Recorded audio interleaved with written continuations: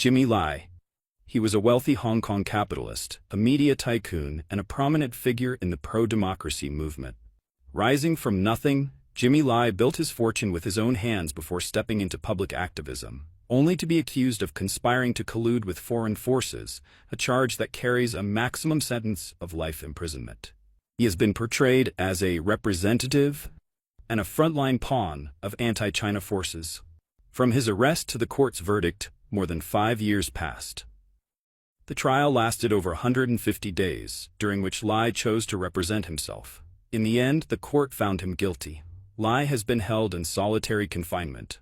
During his detention, Apple Daily and Next Digital, the media group he founded, were repeatedly raided and many senior executives were prosecuted. The media empire he built from the ground up collapsed, drawing intense international attention. Why did he come to be seen by Beijing as the mastermind behind alleged crimes? Join us today as we look back on the tragic and heroic story of Jimmy Lai. A Chinese refugee. Before founding Next Digital, the group behind Apple Daily, in the 1980s, Jimmy Lai had already lived an extraordinary life. In 1960, when famine swept mainland China, Lai fled Guangdong and reached Hong Kong, hidden in the hold of a fishing boat. He arrived at the age of 12, penniless. He worked as a factory runner in a textile mill, earning 60 HKD, about USD 7 a month, and lived with 10 others in a cramped flat in Shui-Po, still one of Hong Kong's poorest districts. Recalling his first day at work, Lai remembered co-workers taking him out for breakfast. Being freed from the fear of starvation left a deep impression. "That sense of freedom was my first experience of Hong Kong," he said. "And it has never disappointed me. Never, not even today." After the Chinese Communist Party came to power in 1949, Hong Kong's population grew by about 1,000 people a day in the 1950s as migrants crossed the border. Most were bold, entrepreneurial risk-takers, Lai recalled. His twin sister was one of the so-called freedom swimmers. Having literally swum from China to Hong Kong, she later became a major real estate developer in Canada. Hong Kong was a land of opportunity, Lai said. Over the next 2 decades, he learned English, worked his way up from factory jobs to sales, and eventually decided to start his own retail business. On a trip to New York to inspect fabric samples, he bought a pizza. The name printed on the napkin was Giordano. That name became the brand of a highly successful menswear chain and the source of Lai's first fortune. By 1992, the company had more than 191 stores, produced 9 million garments a year, and generated 1.6 billion HKD, USD 205 million, in revenue.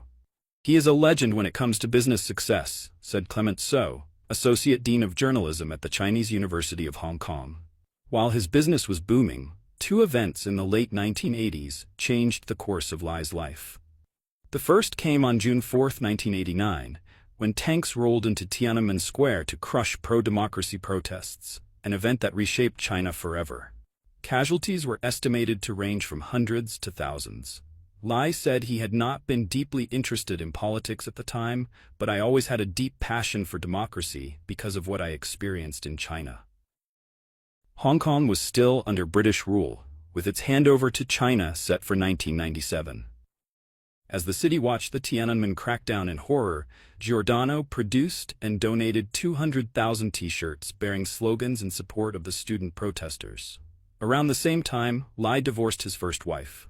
Shortly afterward, he was interviewed by local reporter Theresa Lai. They fell in love and married. Not long after, he would transform himself into a media tycoon. In 1990, he founded Next Magazine. In 1995, he launched Apple Daily, which quickly became one of Hong Kong's best-selling newspapers. A newspaper that didn't shy away from confrontation. One promotional advertisement that introduced the paper to the world captured Lai's worldview with brutal clarity. An image of him sitting in a dark warehouse, a red apple balanced on his head, while a shadowy figure fires arrows wildly at him.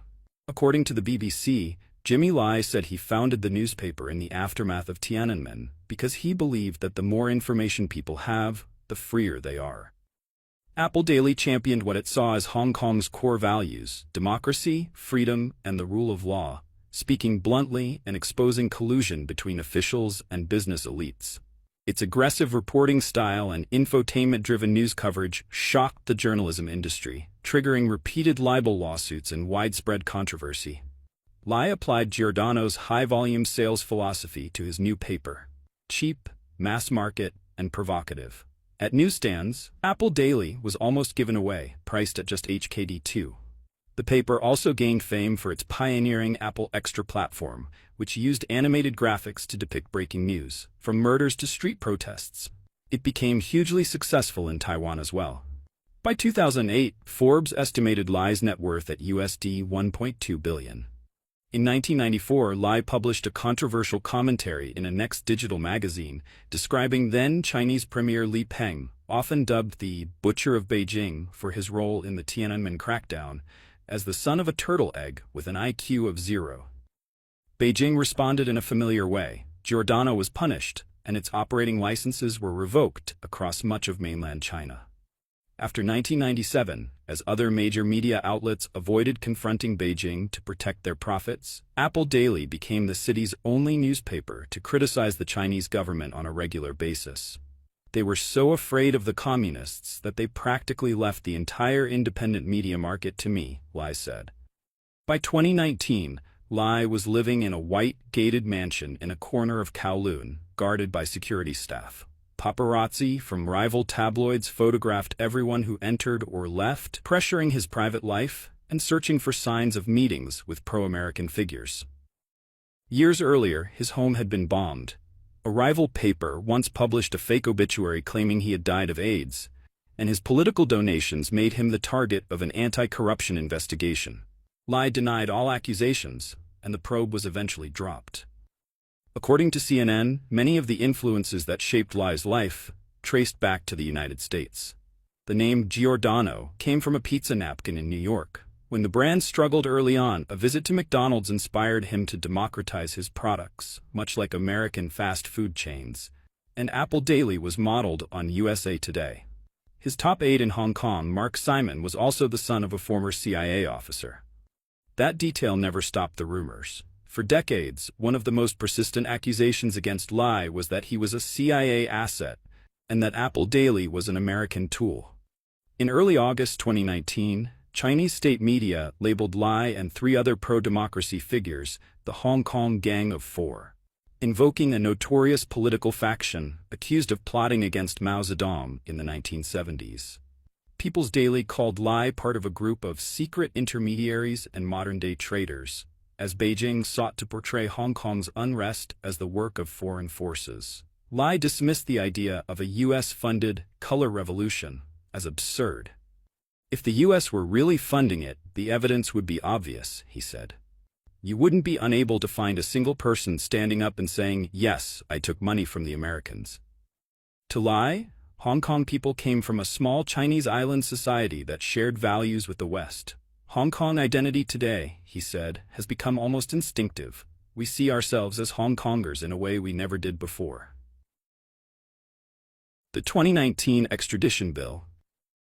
In early 2018, a 19-year-old Hong Kong resident was accused of murdering his girlfriend in Taiwan and then returning to Hong Kong before he could be arrested.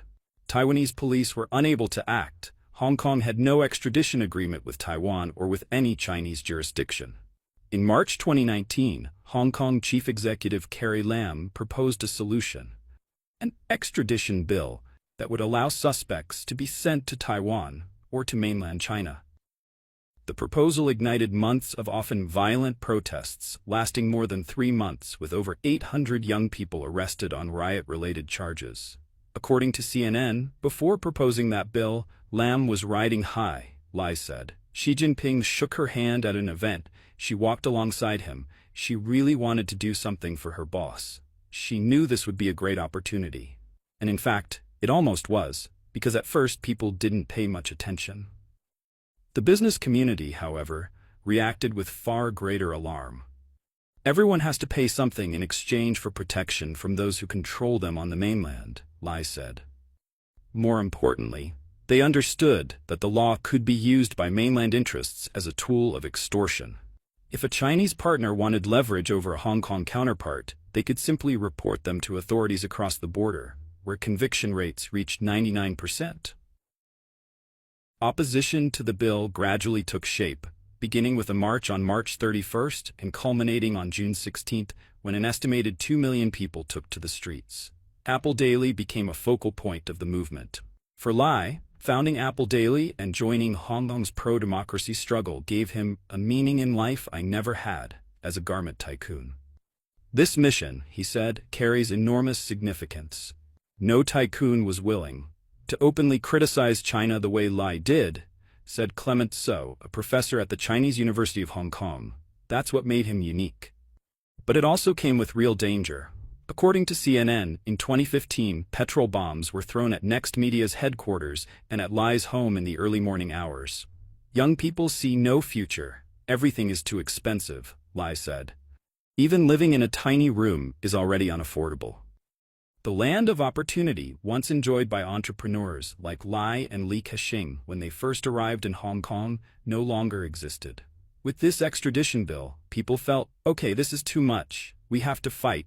We have to push back against this final red line, Lai said. And that fight, in reality, was never going to be easy. Arrested and convicted. In the end, the resolve of Hong Kong's pro-democracy figures could not withstand authoritarian power. In the second year after the protests against the extradition bill, Beijing imposed the national security law on Hong Kong. Less than 6 weeks after it took effect, Jimmy Lai was arrested for the first time under the law, and Apple Daily was raided. Shortly after being released on bail, in December 2020, he was formally charged with conspiracy to collude with foreign forces. From then on, he was repeatedly detained pending trial, even as Apple Daily continued to operate. About half a year later, the National Security Department deployed more than 500 police officers in another large-scale raid on the newsroom. This time, several senior editors were charged, and authorities used the national security law to freeze the company's assets. On June 23, 2021, Apple Daily was forced to shut down. Its final edition sold a record 1 million copies, ending the paper's 26-year history. Next Digital, once valued at nearly $100 million, was later ordered to be liquidated and delisted. Its headquarters now stand abandoned. So what were Jimmy Lai and Apple Daily accused of? Lai faced 2 counts of conspiracy to collude with foreign forces and 1 count of conspiracy to publish seditious materials. According to the BBC, 6 other former senior executives, including then Next Digital CEO Chung Kim-hung and Apple Daily's former editor-in-chief and deputy editors, pleaded guilty. Prosecutors cited 161 articles published between the lead-up to the 2019 extradition protests and 2021, alleging that reports, opinion pieces, and advertisements incited confrontation with the authorities. They also accused Apple Daily of running an online subscription model and donating 1/3 of its revenue to pro-democracy groups. In response, Lai chose to testify in English, his first public statement since his detention in 2020. His 52 days of self-defense were described by his lawyers as epic testimony. The defense argued that freedom of the press and freedom of speech are protected by law, that Apple Daily, as a government watchdog, was entitled to broader latitude in expression and had a duty to present diverse views. Articles addressing matters of public interest, criticizing government failures, or mentioning sanctions were legitimate reporting. Lai's expression of opinion, even calls for change under political pressure, did not constitute a crime. The defense accused prosecutors of fabricating charges, making unfounded claims, and presuming guilt before seeking evidence. Jimmy Lai said that, as a Hong Konger, all he wanted was to escape authoritarian rule. He loved China, he said, but not the Chinese government. He repeatedly described himself as a political prisoner, though judges interrupted him and barred political statements in court. He said that after the national security law took effect, he became extremely cautious, avoided anything clearly illegal, and denied any intention to overthrow the Chinese Communist Party. In court, Lai also faced former subordinates who testified for the prosecution. They described him as exercising tight control over Apple Daily, saying the editorial team had only autonomy inside a birdcage. After the national security law came into force, they raised concerns. For example, that Lai's interviews with former foreign politicians on his personal program were too sensitive. But he insisted on continuing. According to the BBC, Chung Kim-hung, who worked with Lai at Next Digital for 30 years, testified that when he visited Lai in prison and asked how the newsroom should operate, Lai told him, "Don't be afraid. Just keep going." The defense questioned whether Chung had been pressured by police during prolonged detention before agreeing to testify for the prosecution. Over 5 years in custody, Lai's health steadily deteriorated. He developed diabetes, high blood pressure, and heart problems. His son, Sebastian Lai, and daughter, Claire Lai, told AFP in Washington that their father had lost significant weight and grown much weaker. His fingernails turned almost purple, gray, and bluish, then started falling off. His teeth are also decaying, Claire said. She added that she had visited him months earlier and was later forced to leave Hong Kong. Claire Lai also criticized prison authorities for denying her father, a devout Catholic, access to Holy Communion. She said the prison used small but cruel tactics to break his spirit. For example, after learning he liked curry sauce, they not only refused to give him more but stopped serving it altogether. She described such tactics as extremely childish. Finally, on December 15th, Hong Kong's High Court found Jimmy Lai guilty on all 3 charges, exposing him to a maximum sentence of life imprisonment. The verdict came just 1 day after Hong Kong's Democratic Party announced its dissolution on December 14th. The 2 events, less than 48 hours apart, symbolized a dual ending: the collapse of both political pluralism and press freedom in Hong Kong. According to Vision Times, the Overseas Hong Kong Media Association called the case a barefaced political purge, condemning the criminalization of speech and the use of designated judges in place of juries as serious damage to judicial credibility.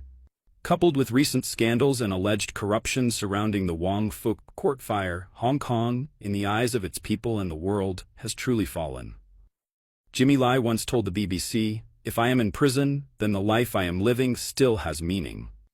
Hong Kong was once exceptional and prosperous because of people like Jimmy Lai. Now that this symbol of courage and democratic aspiration has been brought down, what future remains for Hong Kong?